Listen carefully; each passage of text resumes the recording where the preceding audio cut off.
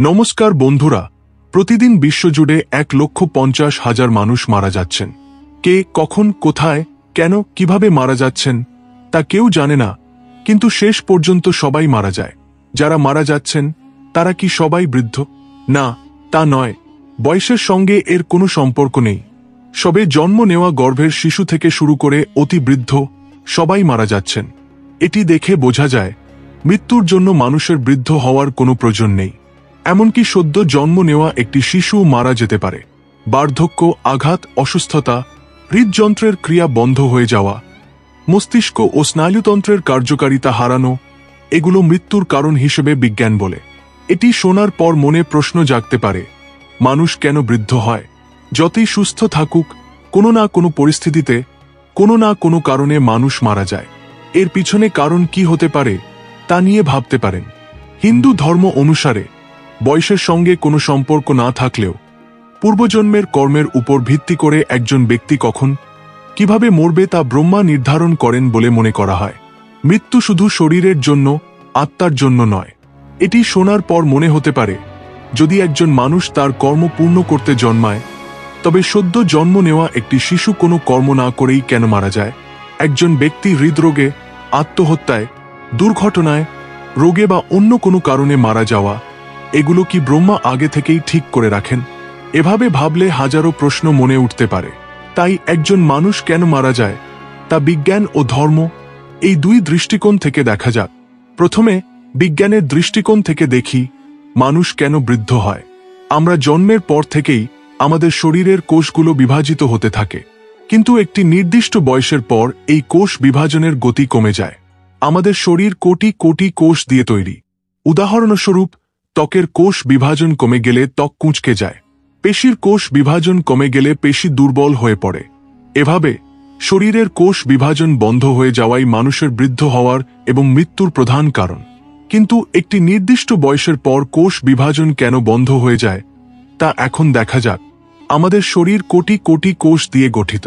প্রতি সেকেন্ডে শরীরে কোটি কোটি কোষ মারা যায় এবং তাদের জায়গায় নতুন কোষ তৈরি হয়।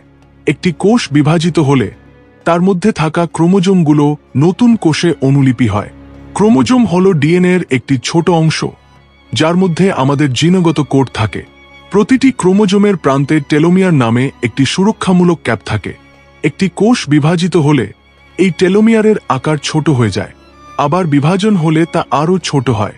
এভাবে প্রতিটি বিভাজনের সময় টেলোমিয়ারগুলো ক্ষয়প্রাপ্ত হয় এবং শেষে পুরোপুরি অদৃশ্য হয়ে যায়। তখন কোষ বিভাজন বন্ধ হয়ে যায়।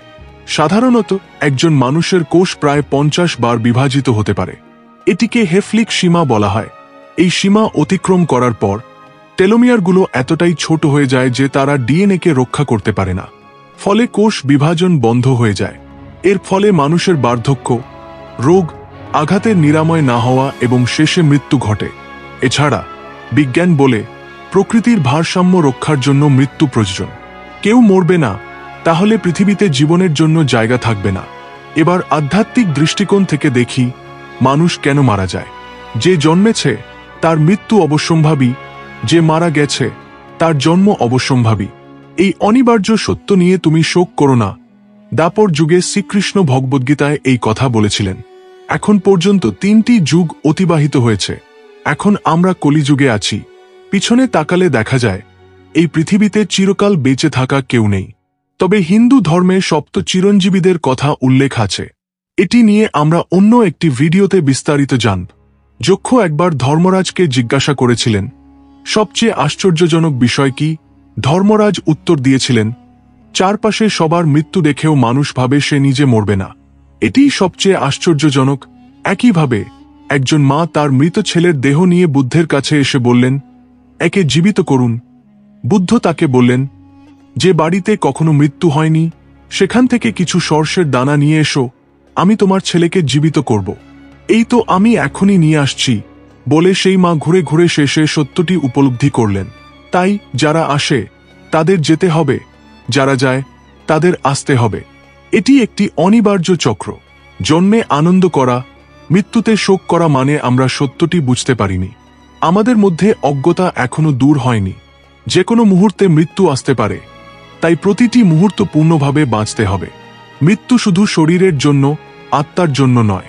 আত্মা চিরকাল জীবিত থাকে। আত্মার উদ্দেশ্য হল কর্ম পূর্ণ করা এবং মোক্ষের দিকে অগ্রসর হওয়া।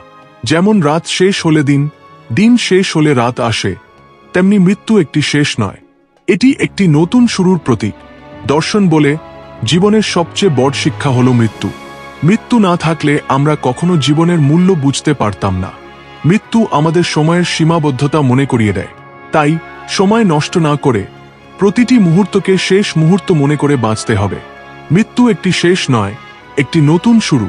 তাই ভয়কে পাশে সরিয়ে জীবনকে পূর্ণভাবে বাঁচুন। একজন পণ্ডিত বলেছিলেন, আমাদের আশায়াওয়া আমাদের হাতেই। আমরাই আমাদের স্রষ্টা। মা আমাদের জন্ম দিয়েছেন, তাই আমাদের আশা মায়ের হাতে। আমরা আমাদের কর্ম পূর্ণ করেছি, তাই আমাদের যাওয়া ঈশ্বরের হাতে।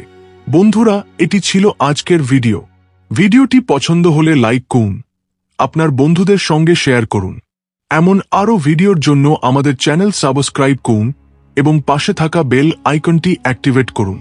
অন্য একটি ভিডিওতে আবার দেখা হবে। ততক্ষণ আমাদের ভিডিওগুলো দেখতে থাকুন। দেখার জন্য ধন্যবাদ।